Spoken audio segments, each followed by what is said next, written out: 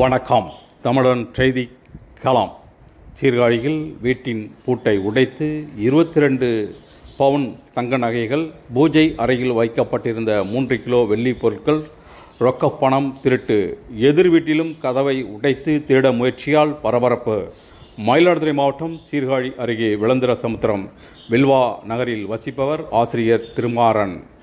இவர் கடந்த 13ஆம் தேதி வீட்டை பூட்டிவிட்டு குடும்பத்தினருடன் கோயம்புத்தூரில் உடல்நலம் பாதிக்கப்பட்டு மருத்துவமனையில் சிகிச்சை பெற்று வரும் உறவினரை பார்க்க சென்றுள்ளார். இந்த நிலையில் இன்று ஊர் திரும்பிய திருமாறன் வீட்டை திறக்க முற்பட்ட போது காம்பவுண்ட் கேட் மற்றும் வீட்டின் முன்புற கதவு பூட்டு உடைக்கப்பட்டு இருந்தது. இதனால் அதிர்ச்சியடைந்த திருமாறன் வீட்டிற்குள் சென்று பார்த்தபோது அறையில் இருந்த மரத்தினால் ஆன பீரோ மற்றும் இரும்பு பீரோ உடைக்கப்பட்டு பொருட்கள் சிதறி கிடந்தன.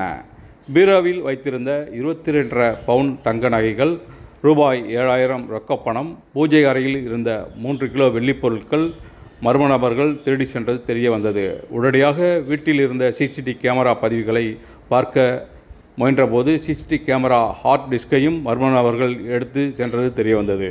இது குறித்து திருமாறன் சீர்காழி காவல் நிலையத்தில் புகார் அளித்தார். புகாரின் பேரில் போலீசார் வழக்கு பதிவு செய்து திருட்டு நடந்த பகுதியில் உள்ள சிசிடிவி கேமரா பதிவுகளை கைப்பற்றி திருட்டில் ஈடுபட்ட மர்ம நபர்களை தேடி வருகின்றனர். மேலும் திருட்டு நடந்த திருமாறன் வீட்டுக்கு எதிரே உள்ள ஹரிபிரசாத்தின் வீட்டின் கதவு உடைக்கப்பட்டு திருட முயற்சியும் நடந்துள்ளது குறிப்பிடத்தக்கது. இதனால் அந்த பகுதியில் பெரும் பரபரப்பு ஏற்பட்டுள்ளது.